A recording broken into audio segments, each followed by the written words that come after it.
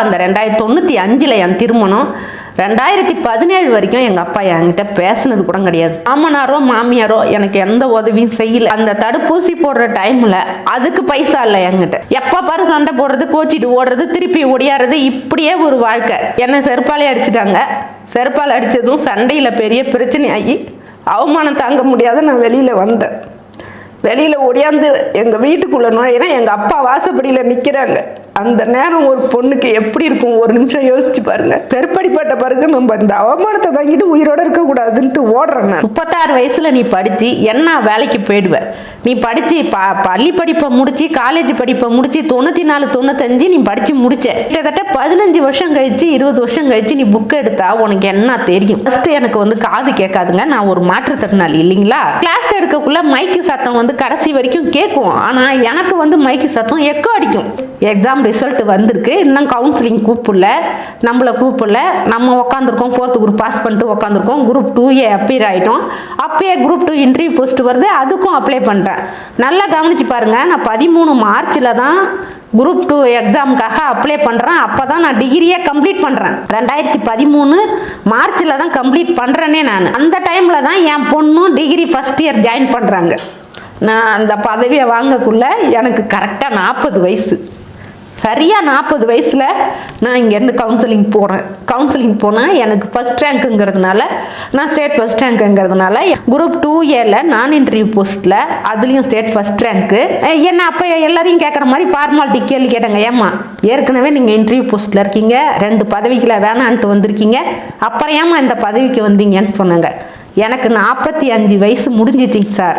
45 வயசு முடிஞ்சு 46வது வயசு தொடங்குது.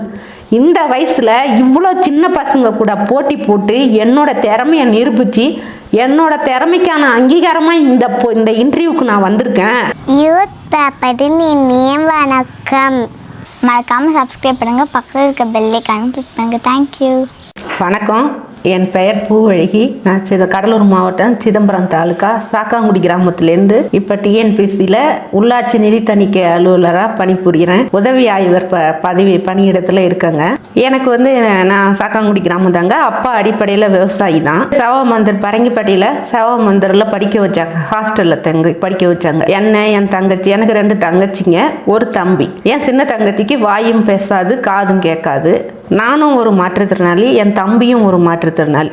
ஏன்னா இது அம்மாவும் அப்பாவும் உறவுல கல்யாணம் பண்ணிக்கிட்டதுனால எங்கள் வீட்டில் 3 பேருக்குமே காது கேட்காது. அது நிறைய பேருக்கு தெரியாது. என் சின்ன தங்கச்சிக்கு வாயும் பேசாது. என்னோட பள்ளி படிப்பை சேவாமந்தர் பரங்கிப்பட்டியில் முடித்தேன். ஸ்ரீமுட்லூர் ஆர்ட்ஸ் காலேஜில் பிஎஸ்சி விலங்கியல் எடுத்து படித்தேங்க. இந்த சூழ்நிலையில் நான் காலேஜ் படிச்சுக்கிட்டு இருக்குள்ள, 3rd இயர் படிக்கக்குள்ள எங்கள் சொந்த தாய் மாமா பையன் ஒருத்தருக்கு நான் விரும்பினப்ப எங்கள் அப்பா அதுக்கு எதிர்ப்பு தெரிவிச்சுட்டு வேற மாப்பிள்ளை கல்யாணம் பண்ணிக்க சொன்னாங்க. நான் பண்ணிக்க மாட்டேன்னு சொல்லிட்டு காதல் திருமணம் போய் பண்ணிக்கிட்டு எனக்கு ஒரு பெண் குழந்தை பிறந்ததும் எங்கள் அம்மா எங்கள் அப்பா சொல்லி தான் எங்கள் அம்மா என் பொண்ணை பார்க்கணும். அவரை பொறுத்த வரைக்கும் நம்மளுக்கு ஒரு வாரிசு, முதல் வாரிசு அப்படிங்கிற எண்ணத்தில் என் பெரிய பொண்ணு பிறந்தது எங்கள் அம்மா வீட்டுக்கு என்னை அழைச்சிட்டு போனாங்க. எங்கள் அப்பா என்கிட்ட கிட்டத்தட்ட 2008 9 வரைக்குமே, இன்னும் சொல்ல போனால் நான் குரூப் 2 மெயின்ஸ் பாஸ் பண்ணி நான் சீனியர் இன்ஸ்பெக்டர் போஸ்ட் எடுக்கிற வரைக்குமே 2017 வரைக்கும் எங்கள் அப்பா, அந்த 2095 என் திருமணம், 2017 வரைக்கும் எங்கள் அப்பா என்கிட்ட பேசுனது கூட கிடையாது. நான் காஃபி வச்சா கூட எடுத்து குடிக்க மாட்டாங்க. நான் இருக்கிற தேசப்பக்கம் கூட திரும்பி பார்க்க மாட்டாங்க. ஆனால் இதுக்கெல்லாம் சேர்த்து வச்சு எனக்கு காட்ட வேண்டிய அன்பெல்லாம் என் பொண்ணுக்கு காமிச்சாங்க. எங்கள் அப்பா என் பெரிய பொண்ணு மேலே அவ்வளோ உயிர், அப்படி வளர்த்தாங்க. எனக்கு பணம் தேவைன்னா அந்த டேபிள் மேலே ஒரு பேப்பர் வெயிட் மாதிரி எதையாச்சும் வச்சு அந்த பணத்தை வச்சுட்டு போயிடுவாங்க. எனக்கு தான் வச்சுருக்காங்கங்கிறது எனக்கும் தெரியும், எங்கள் அம்மாவுக்கும் தெரியும், வீட்லேயும் தெரியும். ஆனால் அதை வாய் திறந்து எங்கள் அப்பா என்கிட்ட சொன்னது கிடையாது. இந்த சூழ்நிலையில் மாமியார் வீட்டில் வசதியும் நிலமும் இருந்தாலும் மாமனாரோ மாமியாரோ எனக்கு எந்த உதவியும் செய்ய அவங்க தயாராகவும் இல்லை, செய்யலை. காரணம் என்னங்கிறது இன்னைக்கு வரைக்கும் எனக்கு புரியல. ஏன்னா எனக்கு ஒரு அங்கீகாரமே கொடுக்கல. சொந்த தங்கச்சி பொண்ணாக இருந்தாலும் எங்கள் மாமனார் எனக்கு எதுவுமே செய்யலை. இப்படி போயிட்டு இருக்கக்குள்ள நான் 2 பிள்ளையும் எப்படி வளர்ப்பேன்? எனக்கு ஏன் நிலத்தில் விளையிறது, விவசாய நிலத்தில் விளையிறத எனக்கு ஏன் செய்யலைன்னு கேட்டு பிரச்சனை பண்ணிக்கிட்டே இருந்தேன். எங்களுக்கு வருமானம் எனக்கு வேணும், என் பசங்களுக்கு செலவுக்கு பணம் வேணும், குடும்பத்தை ரன் பண்ணணும். எல்லாத்துக்கும் அப்பா தயவே எதிர்பார்க்க கூடாதுங்கிறது என்னோட எண்ணம். என்னோட சுய கௌரவமும் நான் வளர்ந்த விதமும் என்னோட தன்மானமும் எங்கள் அப்பாட்ட கேட்க சொல்லி எனக்கு கேட்க மனசே வரல. கேட்கவே கூடாதுங்கிற தீர்மானத்தில் இருந்தேன். சாவர வரைக்கும் நம்ம போய் அப்பாட்ட இது கூட அது கூடன்னு கேட்கக்கூடாதுன்னு தீர்மானமாக இருந்தேன். ஏன்னா நான் தான் என் வாழ்க்கையை தேர்ந்தெடுத்தேன். அதை நான் தான் ஜெயிச்சு வெளில வரணும். நம்ம ஒரு வாழ்க்கையை தேர்ந்தெடுத்துட்டா அதுக்கு யாரையும் காரணம் காட்டக்கூடாது, யாரோட தயவுலையும் நம்ம வாழக்கூடாதுங்கிறதுல தீர்மானமாக இருந்தேன். இந்த தீர்மானம் தான் என்னை ஓட சொல்லிக்கிட்டே இருந்தது.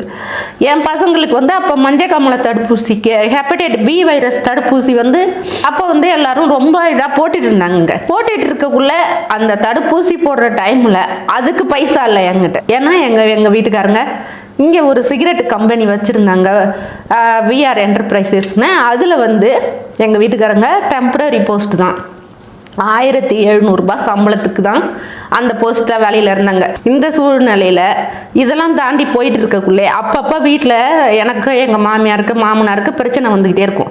விவசாய நிலத்தில் இவ்வளோ நெல் 100 மூட்டை நெல் போடுறாங்க, 200 மூட்டை நெல் போடுறாங்க, 4 கனியில் 300 மூட்டை நெல் போடுறாங்க. ஏன் அதை எனக்கும் என் பசங்களுக்கும் செய்யலை? எப்போ பாரு நான் கேட்டு சண்டை. அக்கம் பக்கத்தில் இருக்கவங்களாம் இது எப்போ பாரு கத்திக்கிட்டே இருக்குது, எப்போ பாரு சண்டை போட்டுக்கிட்டே இருக்குது, இதுக்கு ஒரு அடக்க உடக்கமே இல்லை, இப்படியே என்னை திட்டிகிட்டு இருந்தாங்க. நானும் இதுக்கு ஒரு தீர்வே இல்லாத இது தொடர்ந்துக்கிட்டே இருந்ததுங்க. இதுக்கான ஒரு தீர்வை தேடணும், அடுத்தது நம்ம என்ன செய்யணுங்கிற ஒரு சிந்தனை கூட இல்லாமல் எப்போ பாரு சண்டை போடுறது, கோச்சிட்டு ஓடுறது, திருப்பி ஒடியாடுறது, இப்படியே ஒரு வாழ்க்கை. எனக்கு என்ன செய்கிறோன்னு கூட எனக்கு அப்போ அந்த புத்திசாலித்தனமோ திறமையோ இல்லை. அதே சமயத்தில் எங்கள் தாத்தா எனக்கு எப்போ பாரு படிப்பு தான் சோறு போடணும், நீ படின்னு சொல்லக்குள்ளலாம்.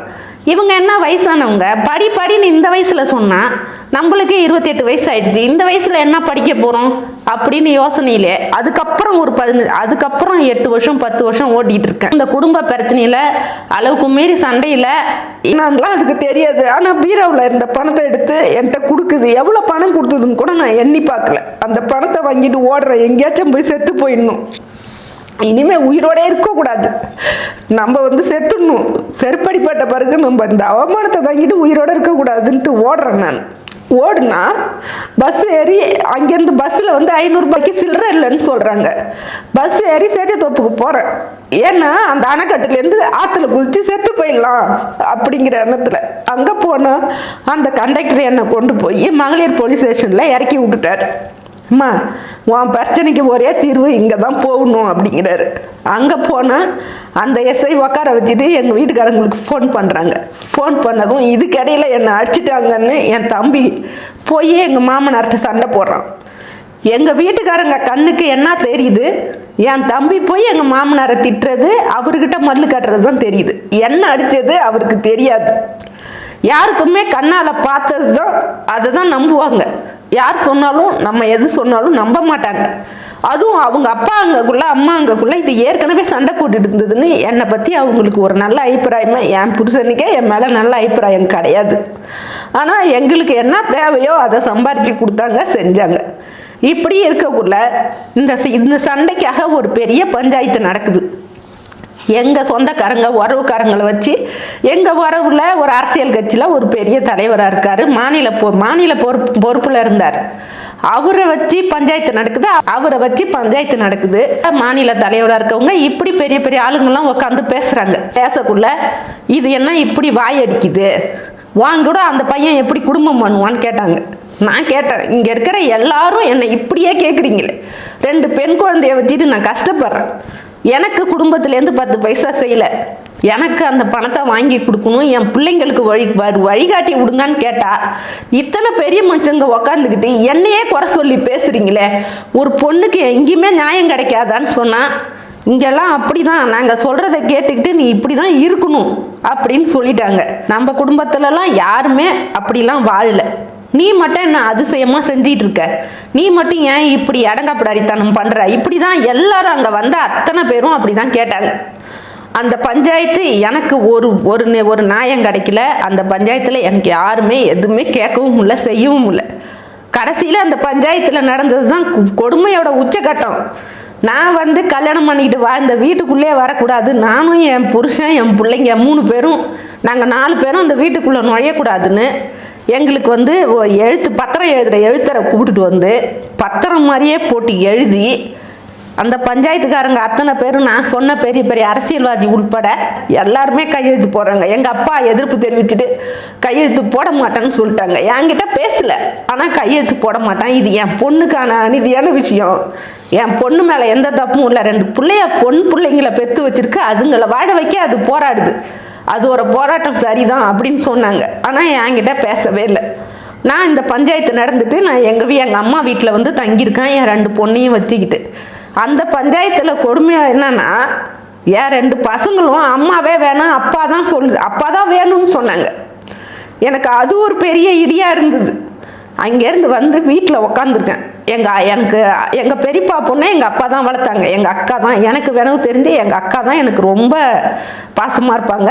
அவங்களும் அந்த மாதிரி வந்து எங்கள் அக்காவும் மாமாவும் வந்து இந்த பஞ்சாயத்தில் பேசுகிறாங்க, நான் உங்களை இட்டுட்டு போய் இனிமேல் சண்டை வராமல் அங்கே கொண்டு போய் உங்கள் வீட்டில் உன் புருஷன் வீட்டில் வாழ வைக்கிறோம், உன்னை கொண்டு போய் விட்டுட்டு வரோம் கிளம்புன்னு சொன்னாங்க. எங்கள் அப்பா அதெல்லாம் அனுப்ப முடியாது, இந்த பிரச்சனைக்கு ஒரு தீர்வு இல்லாத அனுப்ப முடியாது. இந்த 2 பிள்ளைங்களுக்கும் ஒரு வழி காட்ட சொல்லு, வருமானம் இல்லாததானே சண்டை வருது, இதுக்கு ஒரு வழியை காட்ட சொல்லுன்னு சொன்னாங்க. அதுக்கு எங்கள் மாமா சொன்னாங்க, நீ ஏன் உனக்கு பிரச்சனை வந்து காரணம் என்னன்னா, நீ அந்த பிரச்சனையை ஃபேஸ் பண்ணுற விதம் தப்பு. டிஎன்பிஎஸ்சின்னு ஒன்று இருக்குது. உன்ன மாதிரி ஒரு பொண்ணு, குடும்ப பொண்ணு எக்ஸாம் எழுதி பாஸ் பண்ணி டிஆர்பியில் வந்திருக்காங்க சித்ரான்னு மதுரையில். அதே மாதிரி ஏன் நீ முயற்சி பண்ணக்கூடாது? நீ ஏன் உட்காந்து படிக்கக்கூடாது? வெட்டியாக உக்காந்துக்கிட்டு பேசுறதுனால தான் குடும்பத்தில் பிரச்சனை வருது. நீ படித்து பாஸ் பண்ணி உன் சொந்த காலில் நின்னா அவங்கள்ட்ட எதையும் கேட்க வேணாம், அவங்கள்ட்ட சண்டை போட வேணாம், உன் வேலையை நீ பார்த்துக்கிட்டு நீ சந்தோஷமாக உன் பசங்களை வச்சுக்கிட்டு வாழலாமே அப்படின்னு எங்கள் அக்கா வீட்டுக்காரங்க சொன்னாங்க. அப்போ தான் இப்படி ஒன்று இருக்கா வழி, நம்ம ஏன் படிக்கக்கூடாது அப்படின்னு ஒரு யோசனை அப்போ தான் தடவையாக என் மனசில் ஸ்ட்ராங்காக பதிஞ்சுது. அதுக்கப்புறம் கிட்டத்தட்ட இதெல்லாம் 2010 நடக்குது. என்னை வளர்த்த தாத்தா சாவக்குள்ளே என்னை கூப்பிட்டு பேசக்குள்ளே சொல்கிறாங்க, இப்படி தலையை சுற்றி காட்டி எழுதி காட்டி கையெடுத்து கும்பிட்றாங்க. என்னத்துக்கு அப்படி செய்கிறாங்கங்கிறதோட அர்த்தம் எனக்கு புரியல. ஆனால் அவங்க காதில் நான் சொல்கிறேன், தாத்தா சாவக்குள்ளே ஏதாச்சும் நினச்சிக்கிட்டு செத்தா அது அப்படியே பலிக்கும்னு சொல்கிறாங்க. நான் எனக்கு வேலை கிடைக்கணும்னு வேண்டிக்க தாத்தா, நான் கஷ்டப்பட்டு படிக்கிறேன், கண்டிப்பாக என்னை வேலை கிடைச்சிடும்னு நீ வேண்டிக்க தாத்தா, வேண்டிக்கிட்டே நீ நினச்சிக்கிட்டே சாவுன்னு சொல்கிறேன். சாவர கட்டத்தில் இருக்க ஒரு தாத்தா கிட்ட ஒரு பேத்தி இதை சொல்கிறேன். நீங்கள் நினச்சி பாருங்கள், யாருக்காச்சும் அப்படி தோணுமா?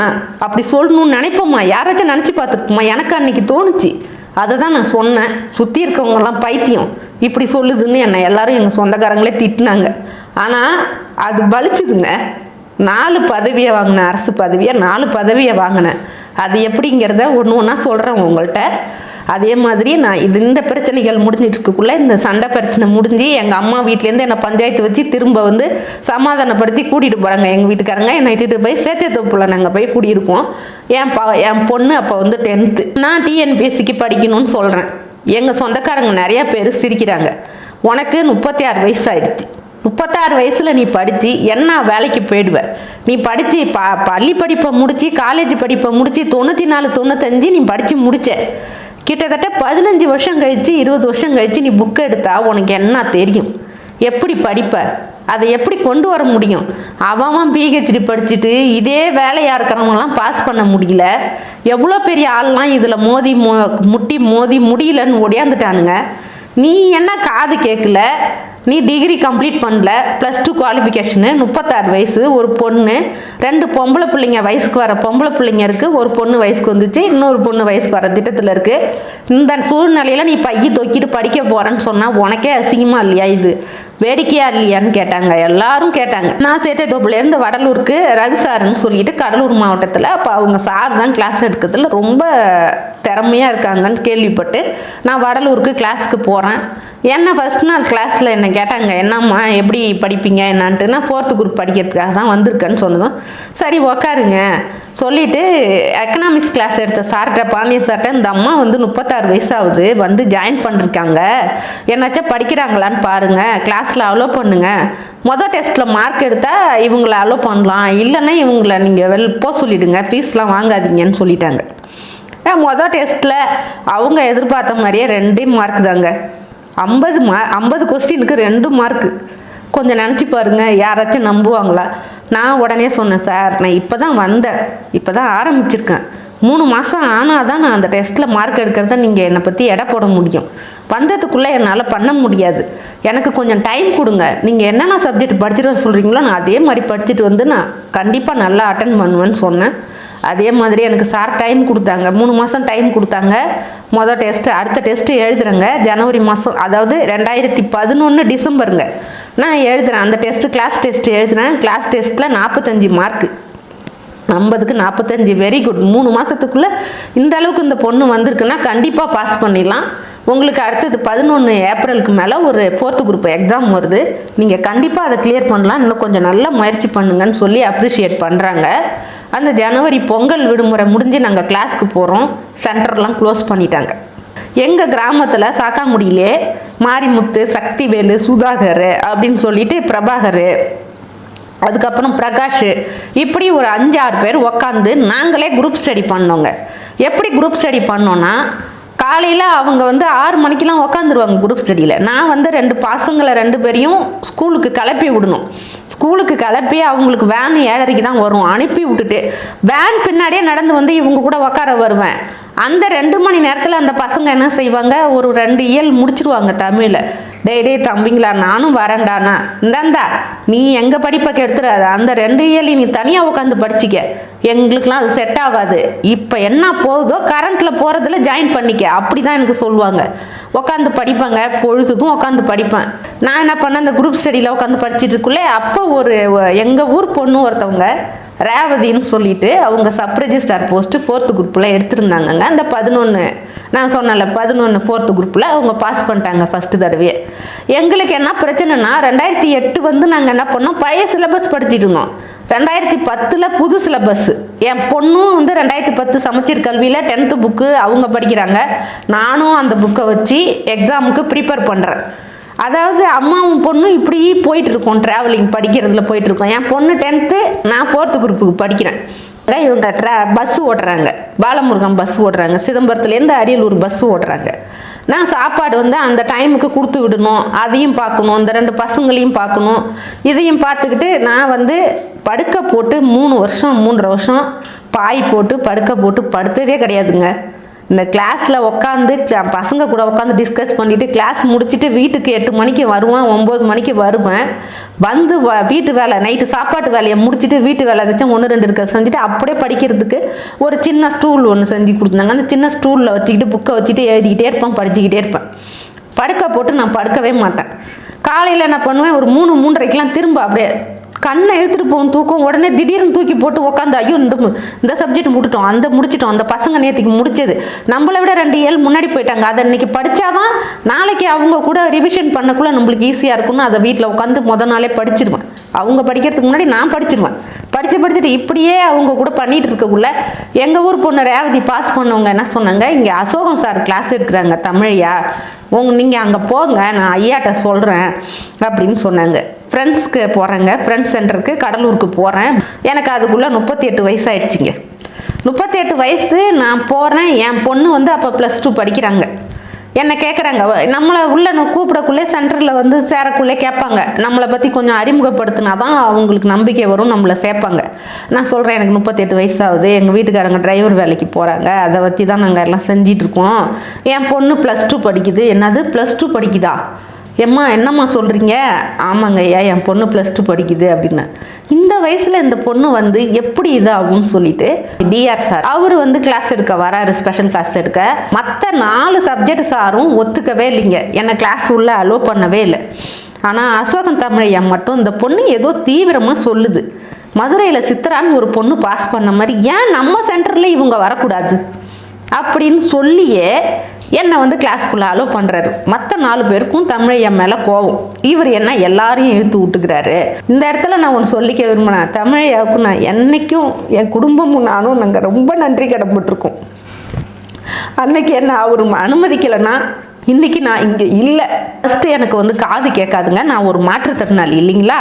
கிளாஸ் எடுக்கக்குள்ளே மைக்கு சத்தம் கடைசி வரைக்கும் கேட்கும். ஆனால் எனக்கு மைக்கு சத்தம் எக்கோ அடிக்கும், இந்த மிஷினில் பட்டு எக்கோ அடிக்கும். எக்கோ அடித்தா சுத்தமாக காது கேட்காது இல்லைங்களா. நான் உட்காந்துக்கிட்டு கிளாஸ் கவனிப்பேன். ஐயா பக்கத்துலேயே உட்கார வச்சுருவாங்க, மிஷினை ஆஃப் பண்ணு மிஷினை ஆஃப் பண்ணிவிட்டு மைக்கு சத்தம் பக்கத்தில் இருக்க உள்ள கேட்குதுல அதை கேட்டுக்கன்னு சொல்லுவாங்க. காது மிஷினை ஆஃப் பண்ணிட்டு கேட்பேன். இப்படி போயிட்டு இருக்கக்குள்ள 40 வயசில் உள்ள நுழையாதுன்னு சொன்ன அந்த சென்டரில் என்னை வந்து செல்ல புள்ள மாதிரி பாவனை பண்ணுறாங்க. இதெல்லாம் வந்து 2012லேருந்து நடக்குதுங்க. ஒரு 8 மாதம் கிளாஸ் முடியுது. 2013 4th குரூப் அனௌன்ஸ் பண்ணுறாங்க. என் பொண்ணும் அப்போ வந்து +2 எழுத போகிறாங்க. நானும் 4th குரூப் எழுத போகிறேன். அவங்க பெரிய பொண்ணு ஆயிட்டாங்க. அவங்களுக்கு ஒரு மஞ்சள் தண்ணி ஃபங்க்ஷன் வைக்கிறோம். சொந்தக்காரங்களாம் வந்திருக்காங்க. சொந்தக்காரங்களாம் வந்து பெருசாக விழா செய்யக்குள்ள கிட்டத்தட்ட ஒரு 20 நாள் எனக்கு படிக்கிறதுல பெண்டிங்கு.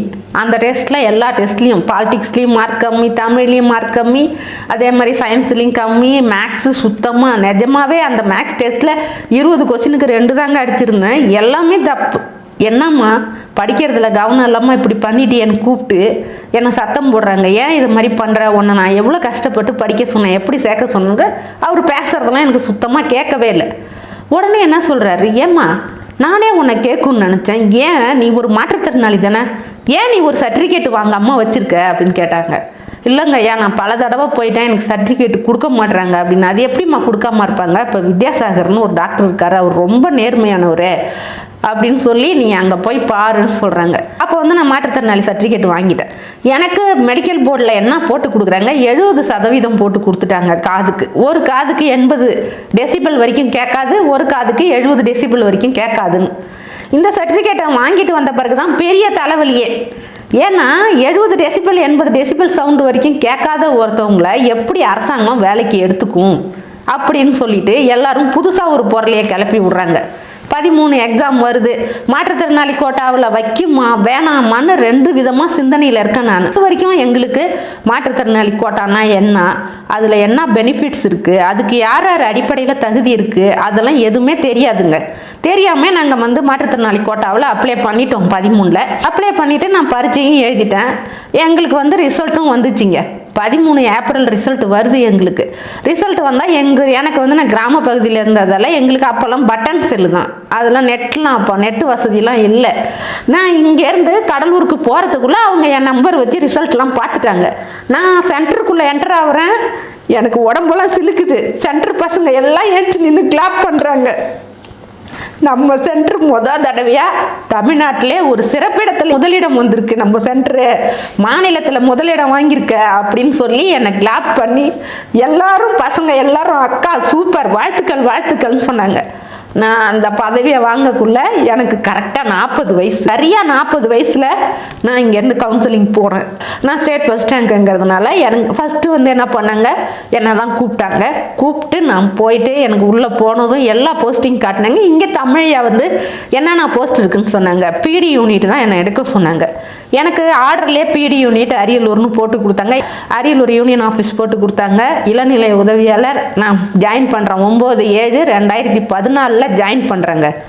இதுக்கு இடையில் இந்த 4-5 மாதம் 6 மாதம் கேப்பில் நான் என்ன பண்ணுறேன், கிளாஸ் உட்காந்துருக்கக்குள்ள திரும்ப எப்படி என்னை மாற்றுத்திறனாளி சர்டிஃபிகேட் வாங்க சொன்னாரோ அதே மாதிரி என்னை 13 பிப்ரவரியில் என்னை கூப்பிட்றாரு. பூவழிக்கு உள்ளே வாங்க மைக்கில் கூப்பிட்றாங்க.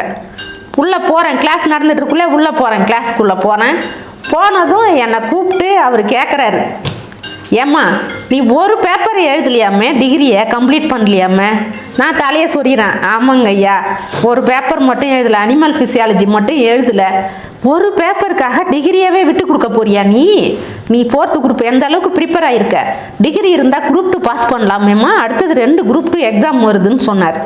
சொன்னதும் அங்கேருந்து ஓடியாரங்க. டிகிரியை கம்ப்ளீட் பண்ணு சொன்னா இன்னைக்கு இந்த பதவியில் நான் உட்காந்துருக்க முடியாதுங்க. எக்ஸாம் அப்பியர் ஆகிறேன்.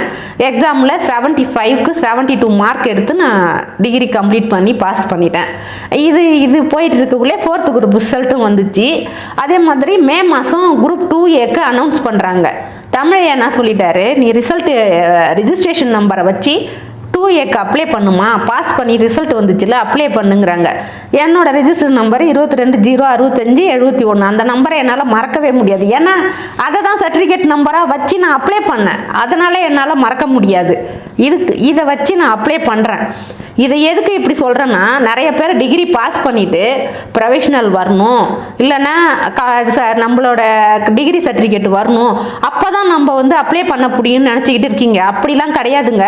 உங்கள் ரிஜிஸ்டர் நம்பரையோ இல்லை அதில் இருக்கிற சீரியல் நம்பர், உங்களோட ரிசல்ட்டு, உங்களோட மார்க் ஷீட்டில் இருக்கிற சீரியல் நம்பரையோ போட்டு நீங்கள் அப்ளை பண்ணிவிட்டு அதுக்கப்புறம் கவுன்சிலிங்கில் போய் நீங்கள் வந்து அவங்கள்ட்ட ஓடிடி செக்ஷன் ஒன்று வச்சுருக்காங்க, அங்கே போய் தபால் கொடுத்து உங்களோட எல்லா சர்டிஃபிகேட்டையும் கண்டிப்பாக நீங்கள் வந்து அதை அப்ரூவல் பண்ண முடியும். நீங்கள் வந்து அதை மாதிரி பாஸ் பண்ண நம்பரை வச்சே பண்ணுங்க. நான் அப்படி தான் பண்ணினேன். அந்த ரிஜிஸ்டர் நம்பரை வச்சு நான் எக்ஸாம் அப்ளை பண்ணேன். குரூப் 2Aல நான் இன்டர்வியூ போஸ்ட்டில் அதுலேயும் state first rank. Overall rank நான் 1510. 2600 பேருக்கு போஸ்ட் போட்டாங்க. போயிட்டு கடலூருக்கு வந்து போயிட்டு இருக்கக்குள்ள இவன் என்ன அந்த வயசில் பை தூக்கிட்டு போகிறா, எதுக்கு இது பை தூக்கிட்டு அலையுது, பேய் மாரி அலையுது, இது எதுக்கு இப்படி போயிட்டு வருது, எங்கே போயிட்டு வருது, அப்படிலாம் பேசுனாங்க. அதே மாதிரி பார்த்தீங்கன்னா எங்கள் ஊரில் மாரிமுத்து, சக்திவேலு, சுதாகர், இந்த மாதிரி நிறையா பசங்க, பிரகாஷ், பிரபாகர், இப்படி ஒரு குரூப் வந்து ஒரு 15-20 பசங்க, எல்லாமே அவங்களுக்குலாம் 23 வயசு, 22 வயசு, எனக்கு 38 வயசு. இவ்வளோ வயசு வித்தியாசத்தில் அவங்க கூட சுற்றி ரவுண்டாக உட்காந்து படிப்போம், குரூப் ஸ்டடி பண்ணுவோம். நான் ஏதாச்சும் தப்பாக சொன்னால் அவங்கள பொறுத்த வரைக்கும் நானும் அவங்க கூட ஒரு ஸ்டூடெண்ட், என் தள்ளில் கொட்டுவாங்க. அதே மாதிரி அவங்க தப்பு பண்ணால் நான் கொட்டுவேன். இப்படி தான் குரூப்பாக படிக்கிறோம். படிச்சுட்டு இருக்கக்குள்ளே என்ன பண்ணுவாங்க, எங்கள் வீட்டுக்காரங்க தான் கொண்டு வந்து என்னை அந்த வீட்டில் விடுவாங்க. மாறி வீட்டில் தான் உட்காந்து படிப்போம். கொண்டு வந்து விட்டுட்டு அவங்க அந்த புளியா மரத்துக்கு கீழே நின்றுட்டு இருப்பாங்க. ஊரே என்ன சொல்லுவேன், என்ன பொண்டாட்டியை கொண்டு போய் விட்டுட்டு காவலுக்கு நின்றுட்டு இருக்கான், இப்படிலாம் சொன்னாங்க. அதெல்லாம் ஒரு பொண்ணுக்கு மனசை எந்த அளவுக்கு வலிக்கும்னு நீங்கள் நல்லா உணர்ந்து பாருங்கள், உங்களுக்கே தெரியும். அப்போ படிக்கக்குள்ள என் பொண்ணு என்ன பொண்ணு, சின்ன பொண்ணு கரெக்டாக அந்த இடத்துக்கு நேராக வேனை விட்டு இறங்கி வந்துடும். ஏன் அம்மா எனக்கு வேணும், ஏன் அம்மா எனக்கு வேணுங்கோ. இப்படி எனக்கு 2 குழந்தை கூப்பிடுது, ஊரில் இருக்கிறவங்கலாம் பேசுகிறாங்க. அதே மாதிரி எல்லாரும் போய் எங்கள் அம்மாட்ட என்ன சொல்கிறாங்கன்னா, உன் பொண்ணுக்கு 40 வயசு ஆயிடுச்சு, இந்த வயசில் அது படிக்குதே. நம்ம ஊரில் வந்து பிஹெச்டி பண்ணவங்க, தெற்கு தெருவில் ஒருத்தவங்க வந்து எம்எஸ்சி படித்தவர் படிக்கிறாரு, அவராலே பாஸ் பண்ண முடியல. இது ஏன் வீட்டில் இருக்கிற வேலையை ஒழுங்காக செய்கிற வேலையை விட்டுட்டு 2 பொட்டை பிள்ளை வயசுக்கு வந்த பிள்ளைய படிக்க வைக்கிறத விட்டுட்டு அதுங்களுக்கு +2 படிக்குது, ஒரு பெரிய பிள்ளை +2 படிக்குது, சின்ன பிள்ளை 8வது படிக்குது, அதுக்கு சொல்லி கொடுக்கறத விட்டுட்டு இது என்ன புக்கு தூக்கிட்டு அலையுது, ஏன் நீ இதை ஒத்துக்கிற, அதுக்கு வந்து காது கேட்கலன்னு சர்டிஃபிகேட் வாங்கிடுச்சாமே, வேலையெல்லாம் போட மாட்டாங்க கவர்மெண்ட்லன்னு எங்கள் அம்மாவை நீ கிள்ளி விட்டாங்க. எங்கள் அம்மாவா என்னை வந்து எல்லாரும் கேட்குறாங்க, எனக்கு அசிங்கமாக இருக்குது, எனக்கு பயமாக இருக்குது, இது சரியாக தப்பான்னு தெரியல, அதனால் எனக்கு ஒரு மாதிரியாக இருக்குன்னு எங்கள் அம்மா பயப்படுறாங்க. என் தம்பி தான் இதுக்காக ரொம்ப மெனக்கட்டான்.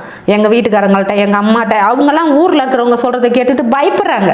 யாருக்குமே நிஜமாகவே இருக்கிற பிரச்சனை தான். எல்லாருமே வந்து ஊரில் ஒரு விதமாக தாழ்த்தி சொல்லக்குள்ளேயே, அவமானப்படுத்தக்குள்ளேயே என்ன நினைப்பாங்க, அந்த அவமானம்லாம் வரக்கூடாது, நம்ம பொண்ணு நல்லா இருக்கணும், அப்படி தான் எல்லா தாயும் நினைப்பாங்க, எல்லா கணவரும் அப்படி தான் நினைப்பாங்க.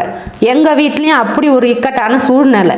இப்போ என்ன பண்ணுறது, எக்ஸாம் ரிசல்ட் வந்திருக்கு, இன்னும் கவுன்சிலிங் நம்மளை கூப்பிடல, நம்ம உட்காந்துருக்கோம், 4th குரூப் பாஸ் பண்ணிட்டு உட்காந்துருக்கோம், குரூப் 2A அப்பியர் ஆகிட்டோம். அப்பயே குரூப் 2 இன்டர்வியூ போஸ்ட் வருது, அதுக்கும் அப்ளை பண்ணிட்டேன். நல்லா கவனித்து பாருங்கள், நான் 13 மார்ச்சில் தான் குரூப் 2 எக்ஸாமுக்காக அப்ளை பண்ணுறேன். அப்போ தான் நான் டிகிரியே கம்ப்ளீட் பண்ணுறேன். 2013 மார்ச்சில் தான் கம்ப்ளீட் பண்ணுறேனே நான். அந்த டைமில் தான் என் பொண்ணும் டிகிரி ஃபஸ்ட் இயர் ஜாயின் பண்ணுறாங்க. கொஞ்சம் நினச்சி பாருங்கள், பொண்ணு காலேஜ் ஃபஸ்ட் இயரு, அம்மா குரூப் 2 காலேஜ் கடைசி பேப்பர் கிளியர் பண்ணி எக்ஸாம் அப்பியர் ஆகுறேன்னா இது எல்லாருக்குமே ஒரு வியப்பான செய்தியாக இருக்கும். வியப்புக்காக சொல்லலைங்க, நான் எதுக்காக சொல்கிறேன்னா, இப்போ நான் இந்த மாதிரி நம்ம பொண்ணு காலேஜ் படிக்குது, நம்ம வந்து இப்போ டிகிரி கம்ப்ளீட் பண்ணிவிட்டு பண்ண முடியுமா, பண்ணிவிட்டு எக்ஸாம் எழுத முடியுமா, பாஸ் பண்ண முடியுமான்னு நான் தயங்கியிருந்தா ஒரு அரசு அதிகாரியாக நான் உக்காந்துருக்க முடியுமா? கொஞ்சம் யோசிச்சு பாருங்கள்.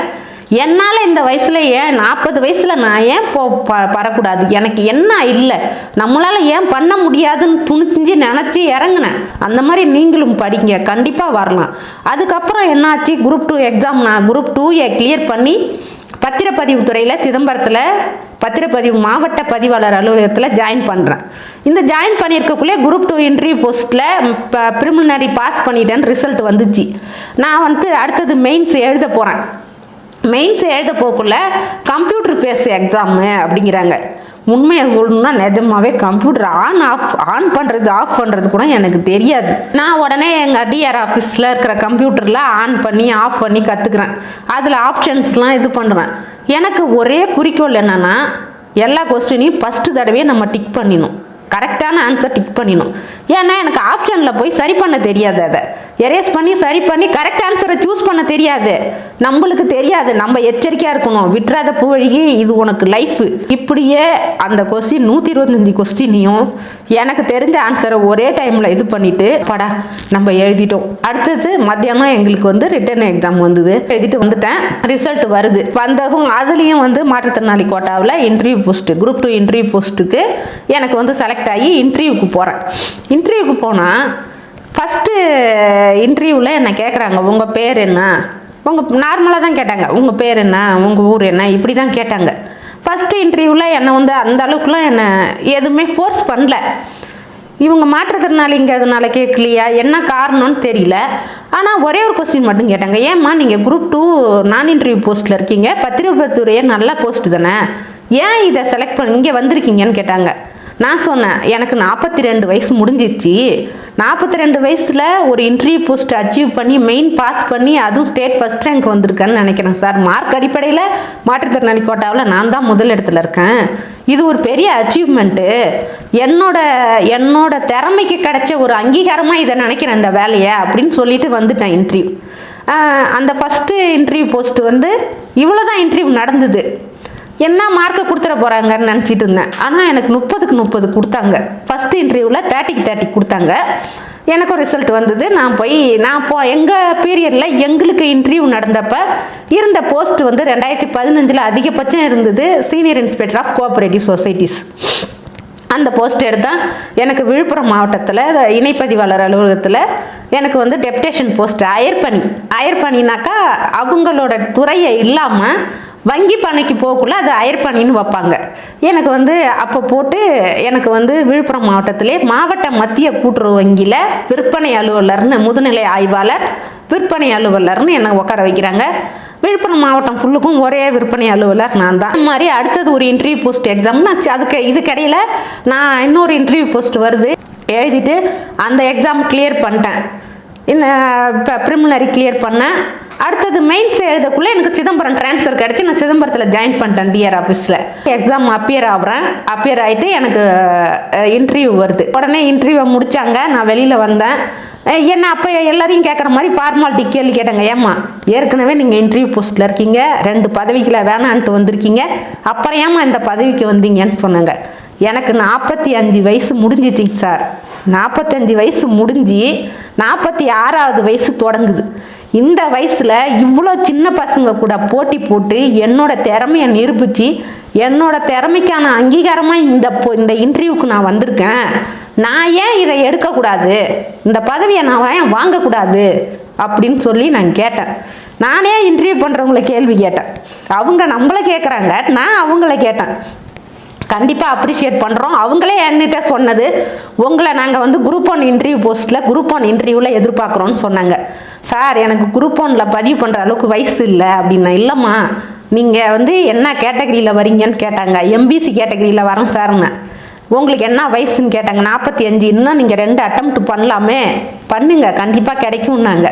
அதுக்கப்புறம் போட்டேன். எனக்கு காது கேட்காத பிரிவுலனால கிடைக்கல. ரிசல்ட் வந்து பார்த்தா நம்ப முடியலைங்க, 30க்கு 30 மார்க் போட்டிருந்தாங்க. இதுலேயும் நான் ஒரு சிறப்பு பிரிவில் எம்பிசி கோட்டாவில் காது கேட்காத பிரிவில் நான் ஸ்டேட் ஃபஸ்ட் ரேங்க் தான் போனேன். எனக்கு எல்எஃப் ஆடிட் நான் ஆசைப்பட்ட மாதிரியே எல்எஃப் ஆடிட் போஸ்ட் இருந்தது. உள்ளாட்சி நிதி தணிக்கையில் உதவி ஆய்வர் பதவி எடுத்தேன். அந்த பதவியில் இருக்கேன். இப்போ இவ்வளோ விஷயங்களை உங்கள்கிட்ட பகிர்ந்துக்கிட்டேன். எந்த வயசில் நான் போனேன்னு ஒரு தடவையும் ஒரு போஸ்ட்டோட பதவியிலையும் என்னென்ன வயசில் போனேன்னு நீங்கள் பார்த்துருப்பீங்க. இந்த ட்ராவலிங் போயிட்டு இருக்கக்குள்ளே என்னோட 45வது வயசில் என் பொண்ணு எம்எஸ்சி முடிச்சிட்டாங்க. நான் பதவி வாங்கக்குள்ளே என் பொண்ணு எம்எஸ்சி முடிச்சுட்டு பிஹெச்டிக்கு அப்ளை பண்ணியிருக்காங்க. என் பொண்ணு பிஹெச்டி பண்ணக்குள்ளே நான் வந்து குரூப் 2 இன்டர்வியூ போஸ்ட் ஆஃபீஸராக பதவி எடுக்கிறேன். எப்படி இருக்கும் கொஞ்சம் நினச்சி பாருங்கள். அவங்கள நான் சொன்னேன், பிஎஸ்சி முடித்ததும் நீ வந்து யூபிஎஸ்சி ரெடி ஆகணும், அப்படின்னு சொன்னேன். ஒருவேளை என் பொண்ணு யூபிஎஸ்சி அந்த எம்எஸ்சி படிக்காமல் யூபிஎஸ்சி ரெடியாகி பாஸ் பண்ணியிருந்தாங்கன்னா நான் இந்த உள்ளாட்சி நிதி தணிக்கை பதிவெடுக்கக்குள்ளே அவங்க ஐஏஎஸ் அதிகாரியாக இருந்திருப்பாங்க. தமிழ்நாடு பேப்பர்லாம் பக்கத்தில் அது ஒரு பெரிய விஷயமா வந்திருக்கும். அந்த பெருமையை அவங்க எனக்கு கொடுக்கலாம். ஆனால் இப்போ அதுக்கான முயற்சிகளில் அவங்க போயிட்டு இருக்காங்க. கண்டிப்பாக அந்த நல்ல செய்தியை உங்கள்கிட்ட சீக்கிரம் பகிர்வேன்னு நான் நினைக்கிறேன். ரொம்ப நன்றி. இவ்வளோ நேரம் என்னோட முறையை கேட்டதுக்கு ரொம்ப நன்றி. இந்த சின்ன வயசு பசங்க எல்லாரும் நீங்கள்லாம் என்னோட வாழ்க்கையை நீங்கள் ஃபாலோ பண்ணுங்க, பின்பற்றுங்க அப்படி சொல்கிறதுக்கெலாம் நான் பேசலிங்க. இந்த கொரோனா காலகட்டத்தில் நீங்கள்லாம் சோர்ந்து போயிருக்கீங்க. படிக்கிறதுனா என்ன, அதோட வேல்யூனா என்னன்னு நீங்கள் தெரிஞ்சுக்கிட்டு என்னால் 45-46 வயசு வரைக்கும் ஒரு குரூப் 2 இன்டர்வியூ போஸ்ட்டு 2 இன்டர்வியூலையுமே 30 மார்க் எடுக்கிறேன். எல்லாத்துலேயும் என்னோட நீங்கள் நினைக்கலாம் ஊனமுற்ற பிரிவில் தானே இவங்க முதல் மதிப்பெண் எடுத்திருக்காங்கன்னு. அந்த கோட்டாவிலையும் ஆள் இருக்காங்க, எல்லா இடத்துலையும் போட்டிக்கு ஆள் இருக்காங்க. அதில் என்னால் வர முடிஞ்சுது இந்த வயசில். அப்போ உங்களாலையும் வர முடியும்.